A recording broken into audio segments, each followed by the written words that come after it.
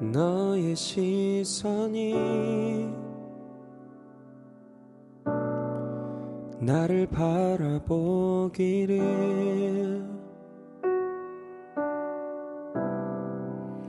너의 마음이 나를 사랑하기를. 나는 기다린다, 나는 기다린다. 너의 생각이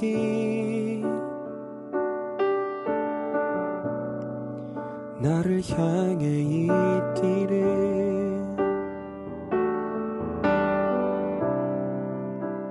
너의 마음이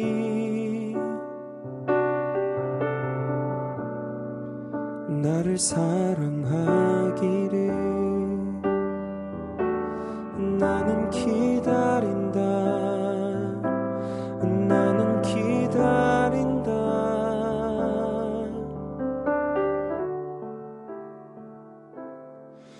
나는 기다린다,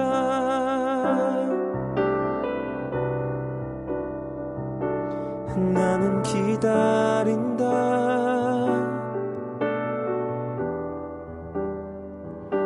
나를 버려도 아깝지 않을라. 기다린다.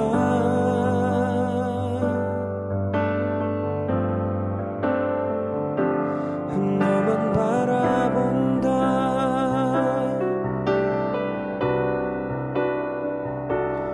너만 바라본다.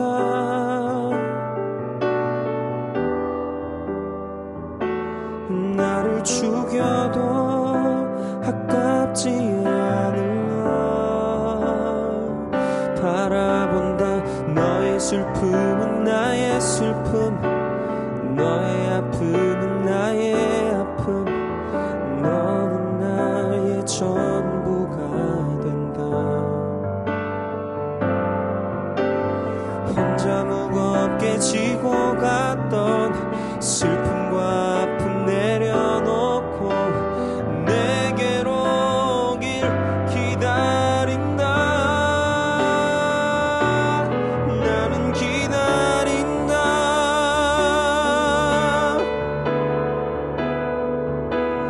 나는 기다린다.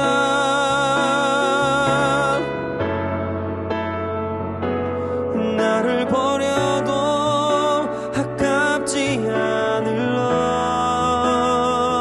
기다린다.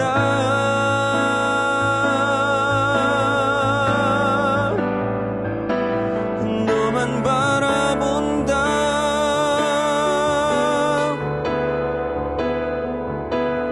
너만 바라본다.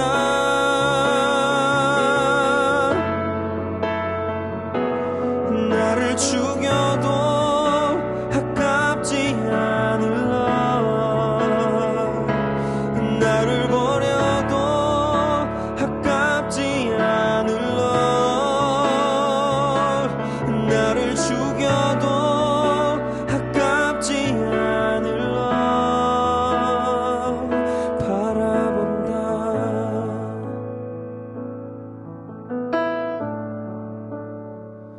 바라본다.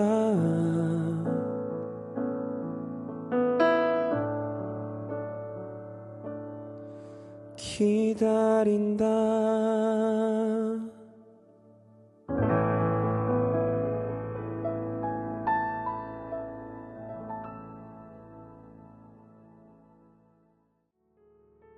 7월 17일 수요일 말씀은 예레미야 33장 1절에서 13절까지의 말씀입니다.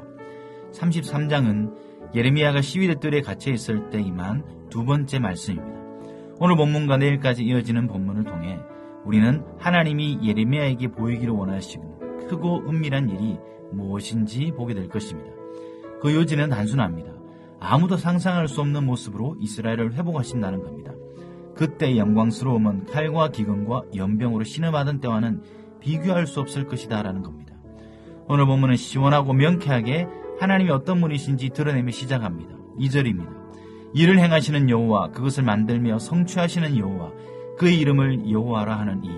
하나님 자신을 드러내시면서 사용한 이 표현들, 행하다, 만들다라는 단어들은 창세기 1, 2장에 주로 사용된 단어입니다. 그래서 우리는 2절을 통해 창조의 하나님을 쉽게 떠올릴 수 있습니다. 그 이름을 여호와라 하는 이라는 표현은 출애굽기 3장 14절 호렙산에서 모세와의 첫 대면에서 자신을 이르신 표현, 나는 스스로 있는 자라는 말씀과 이어집니다.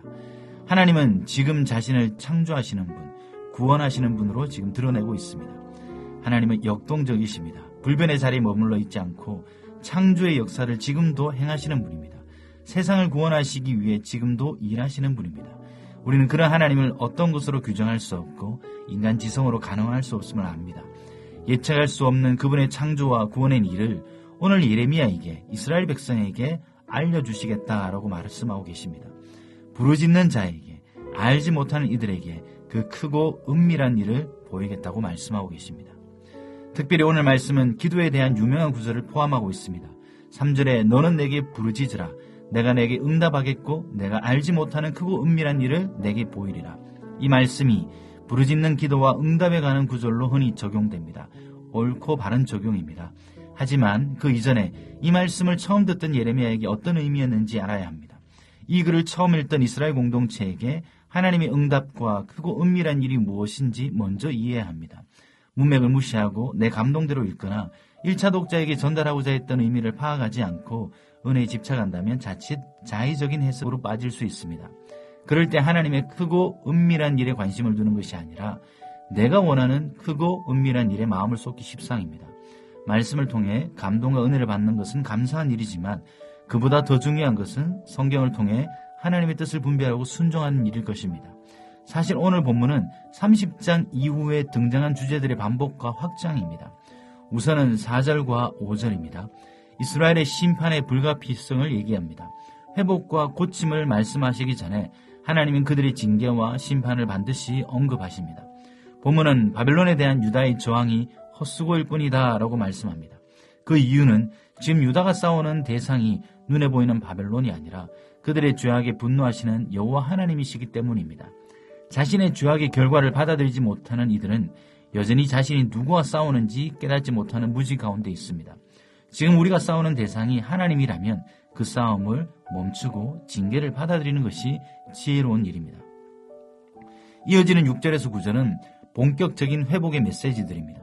하나님은 이스라엘을 고치시고 낫게 하실 것입니다. 유다와 이스라엘의 포로를 돌아오게 하실 것입니다. 하나님의 비전은 남유다에 국한되지 않고 벌써 멸망해버린 북이스라엘의 돌아옴도 함께 언급합니다. 그렇게 포로였던 자기 백성을 치료하여 낫게 하시고 시체로 가득 찼던 성에 평화와 안전을 주실 것입니다. 하나님의 고침과 치유는 더러움을 정하게 하고 죄를 용서하시는 은혜가 있습니다.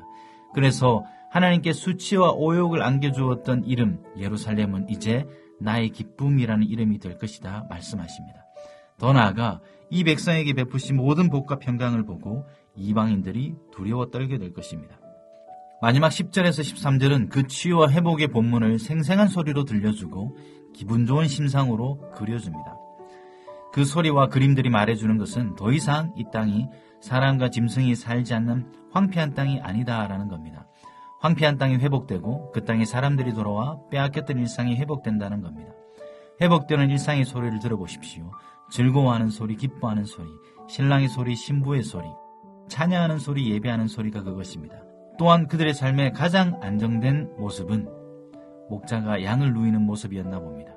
사람과 짐승도 없는 황폐한 땅에 목자가 양을 먹이는 모습은 평화와 안녕을 잘 보여주는 장면이기도 합니다. 이 모든 것은 원래 사람이 누려야 마땅한 일상의 소리들이고 장면들입니다. 일상을 박탈당해본 사람만이 일상이 은혜임을 압니다.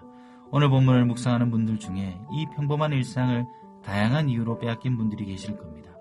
일상이 빼앗길 때 우리의 삶도 얼마든지 황폐한 땅처럼 느껴질 수 있습니다. 우리 삶이 황폐한 땅같이 느껴진다면 다시 일상의 은혜를 회복시키는 하나님의 일이야말로 그 어떤 것보다도 크고 은밀한 일이며 하나님의 응답일 수 있습니다. 평범함은 진부함이 아닙니다. 도파민 중독의 시대, 자극과 짜릿함에 중독된 시대는 일상의 소중함, 평범함의 특별함을 잊도록 합니다. 우리의 많은 시간들이 평범한 일상으로 채워져 있습니다. 그 일상이 은혜의 순간들입니다. 우리의 일상 속에서 은혜를 발견하는 이들이야말로 삶이 은혜로 채워진 사람들이 아닐까요? 오늘 본문을 다른 말로 표현하면 모든 것이 제자리로 돌아가는 풍경입니다. 세상 어떤 풍경보다 아름다운 풍경은 모든 것이 제자리로 돌아가는 풍경 아니겠습니까? 그래서 오늘 본문에 다시라는 말이 유독 많이 등장합니다. 처음과 같이라는 표현도 그렇습니다. 모두 우리의 마음을 설레게 합니다. 처음으로 돌아가고 싶은 갈망이 있습니까? 다시 시작하고 싶은 염원이 있습니까? 그 갈망과 염원을 이룰 수 있는 최고의 장소는 하나님 앞입니다. 하나님이 우리에게 보여주고 싶으신 크고 은밀한 일은 아직 내가 닿지 못한 높은 정상이 아니라 하나님과 다시 시작하고 처음과 같은 순전한 때인지도 모릅니다. 그렇다고 과거로의 복귀, 이전의 답습과는 다릅니다. 표현은 처음과 같이 다시라 하지만 하나님의 시간표는 언제나 앞으로 나아가고 있습니다. 그리스도인에게 창조의 하나님을 믿는다는 것은 역사의 마지막을 향해 지금도 일하시고 창조하시는 하나님을 신뢰한다는 겁니다. 그 하나님과 함께하는 처음과 같이 다시, 회복, 이런 것들은 그래서 뒤로 돌아가는 것이 아니라 앞으로 계속 나아가는 것입니다. 그것을 성경은 새 창조라고 말합니다. 이것이 우리가 부르짖어야 이유입니다. 불가능해 보이는 그 회복과 치유와 용서의 사건을 하나님은 그 부르짖는 자들에게 알려주길 원하십니다. 하나님은 오늘 예레미야의 말씀을 통해 그 비전을 보여주고 싶어 하십니다. 부르짖는 이들을 찾으시고 기다리십니다. 나의 내면의 황폐함, 우리 가정의 비통함, 조국교회의 처참함 속에서도 하나님은 크고 은밀한 일을 지금도 진행 중이십니다. 우리는 이미 예수 안에서 그 크고 은밀한 일을 맛보았습니다. 역사의 마지막 시간을 향해 지금도 하나님은 창조하시고 구원하시는 위대하고 놀라운 일을 하고 계십니다. 새하늘과 새 땅에서 완전히 성취될 그날까지 부르짖으며 그 응답받는 우리가 되길 원합니다. 기도하겠습니다. 주님, 오늘도 주의 크고 은밀한 일을 보여주셔서 감사합니다. 상호 깨어진 자들을 고치시고 낫게 하여 주시옵소서. 죄와 어둠 속에 있는 이들을 정하게 하시고 용서하여 주시옵소서. 일상의 소리에 멀어진 자들을 불쌍히 여기시고 다시 처음과 같이 회복시켜 주시옵소서. 우리를 향한 이 크고 은밀한 일들을 알도록 주님 앞에 오늘도 부르짖는 성도들 되게 하여 주시옵소서. 예수 그리스도의 이름으로 기도드립니다.